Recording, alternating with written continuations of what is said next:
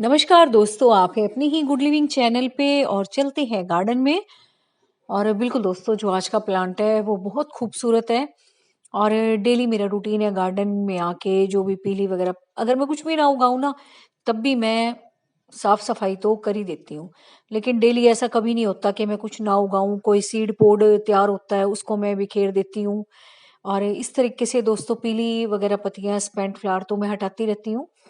लेकिन ऐसा मतलब डेली रूटीन में हो ही जाता है कि मैं कुछ ना कुछ जरूर उगाऊं। अ, मतलब चाहे मेरी इच्छा है चाहे नहीं है, लेकिन फिर भी मेरे हाथों से कुछ ना कुछ उग ही जाता है। कोई कटिंग हुई, कोई सीड्स लगाने हुए।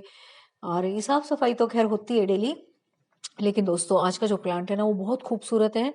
और बहुत सारे कमेंट्स के ऊपर है, लेकिन मैंने उस पर काफी बार वीडियो बना भी रखा है। और वीडियोस में आप देखते भी रहते हो इस प्लांट को। ये है दोस्तों एस्पेरेगस फर्न बोलते हैं इसको।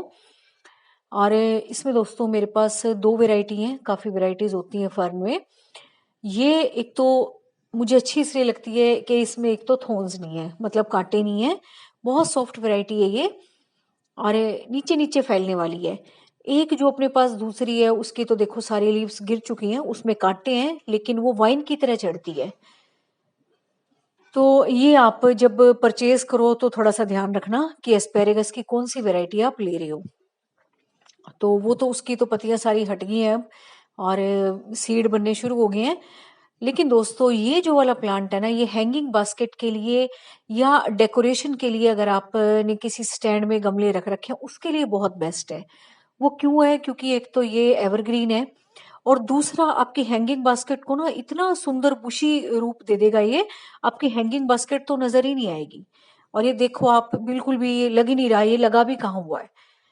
तो ये मुझे अच्छा इसलिए भी लगता है, एक तो इसको संभालना बहुत आसान है क्योंकि इसमें कांटे नहीं है। और दूसरा इसको आप डेकोरेशन के लिए तो लगाते लगाते हो, लेकिन इसको आप शेप देके मन मुताबिक इसको मतलब अपने अकॉर्डिंग, टेस्ट के अकॉर्डिंग इसको शेप भी दे सकते हो। तो अभी तो मैं इसको शेप दूंगी। बहुत सारी नीचे से लीव्स इसकी ड्राई हो गई हैं। मैंने इसको डिवाइड तो नहीं करना अभी, क्योंकि मेरे पास ऑलरेडी बहुत सारे लगे हुए हैं ये। और इसके बल्ब में जो ज्यादा ओवरग्रो हो जाए इधर उधर लगाती रहती हूँ। अब आप पूछोगे इसको लगाते कैसे हैं? तो भी इसके नीचे ना लहसुन की कलियों जैसे ना बल्ब होते हैं। तो उसको आप डिवाइड कर सकते हो। आप दो चार बल्ब भी ऐसे ही उखाड़ दोगे ना और उसको कहीं लगा दोगे तो ये प्लांट बड़े आराम से ग्रो हो जाएगा। और इसका दोस्तों कोई सीजन नहीं है लगाने का।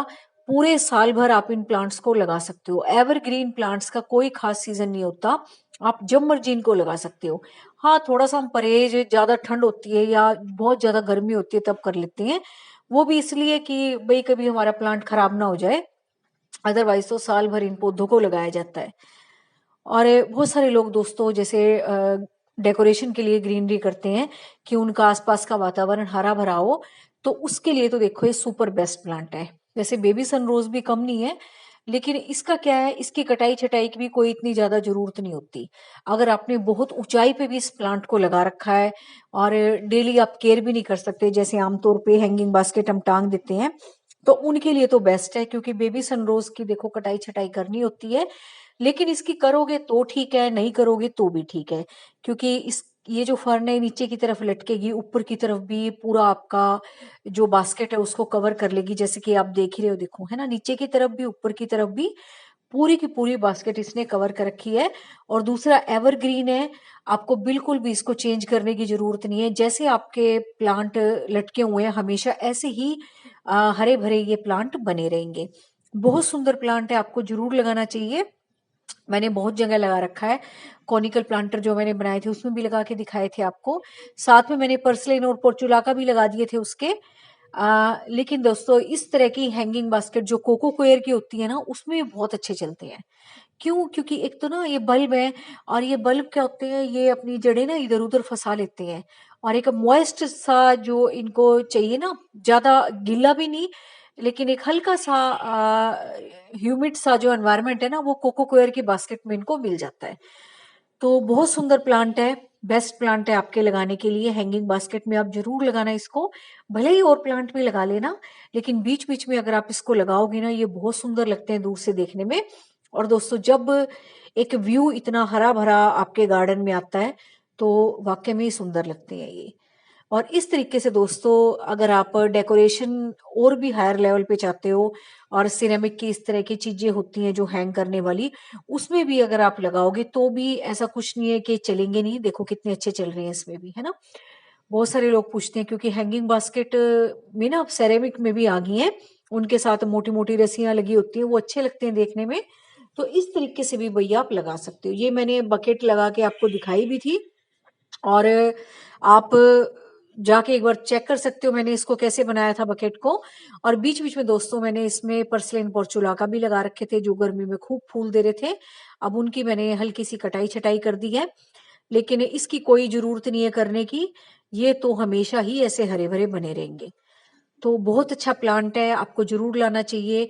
और अगर नहीं है तो परचेज करके लेके आओ, फिर तो आप इसको डिवाइड करते रहना। और जब ये अच्छे से ग्रो हो जाए, आपके जिस भी चीज में आपने लगाया, फिर आप इसको अच्छे से डिवाइड करके और अपना अलग अलग जगह पे लगा लेना। जरूरी नहीं आप बहुत सारे प्लांट ही परचेज करो। तो ये भाई हैंगिंग बास्केट में भी सुंदर लगते हैं, और डेकोरेशन के लिए भी अच्छे लगते हैं। और जो मेरे स्टैंड रखे हुए हैं, मैंने इधर उधर रख रखे हैं, उसमें जो मैंने गमले रख रखे हैं ना, उसमें भी मैंने इस तरह के प्लांट लगा रखे हैं। तो मेरी तो आदत है, कई बार तो क्या होता है ना कि बहुत ज्यादा ओवर ग्रो हो जाता है प्लांट, फिर मैं थोड़े से बल्ब निकाल के इधर उधर लगा देती हूँ, तो वहां पे प्लांट तैयार हो जाता है। या मुझे कोई गमला लगे बिल्कुल खाली सा लग रहा है ये, तो वहां भी ये काम आ जाते हैं। अब देखो पर्सलिन पोर्चुलाका का जैसे टाइम खत्म हुआ, तो ऐसा तो नहीं है हमारी बास्केट खाली होगी, तो उसके साथ साथ ये भी लगे हुए हैं, ये तो हमेशा बने रहेंगे। और दूसरा जो मैंने वो फूल वाले लगाए थे, तो वो फूल तो खिलेंगे गर्मी में, और जब उनका सीजन भी खत्म हो जाएगा तब भी ये हमारे गमले को या बास्केट को या इस तरह सेरेमिक के प्लांटर्स को हरा भरा बनाए रखेंगे। तो ये भाई मेरी बहुत सारी जगह पे लगे हुए हैं प्लांट, मुझे बहुत सुंदर लगते हैं, एक बहुत सुंदर ग्रीन व्यू प्रेजेंट करते हैं गार्डन को। और ये देखो जो मैं हैंगिंग बास्केट के अलावा जो बता रही थी ना, मैंने स्टैंड्स में लगा लगा के रखे हुए हैं, देखो कितने अच्छे लग रहे हैं, है ना। कितनी साइकिल ये, जिसमें मैंने गमला रखा हुआ है, कितना हरा भरा व्यू दे रहा है ये, है ना। और बिल्कुल भी देखो सीजन का कोई फर्क नहीं पड़ा इस पे। अब देखो विंटर आने वाले हैं, मोस्टली प्लांट ने, है ना, अपनी पत्तियां गिरानी शुरू कर दी हैं पतझड़ से के टाइम में, लेकिन ये यूं के यूं है। हाँ थोड़ी बहुत एक आधी स्टेम अगर इस तरह की पीली पड़ जाती है, वो सारे साल भर पड़ती रहेगी, उसको आप मैच्योर होने के बाद हटा दिया करो। और बहुत आसान है इसको लगाना, बहुत बार मैंने लगा लगा के दिखा रखा है, बस आज मैंने आपको जानकारी देनी थी इसकी। और लगाना भी मैंने सोइयों बार बता रखा होगा, तो लगाना भी इसको बहुत आसान है। बस आपने कुछ नहीं करना, इसके बल्ब को डिवाइड करना है और बड़े आराम से इसको लगा देना है। तो ये प्लांट दोस्तों आपको जरूर लगाना चाहिए, आपके घर में नहीं है, और अगर आपके पास है तो मुझे जरूर कमेंट करके बताना कि आपको कैसा लगता है प्लांट, वाकई में खूबसूरत है या नहीं है। तो बस जी वीडियो को एंड करते हैं सुंदर प्लांट के साथ। Thank you very much, take care of you and your plants.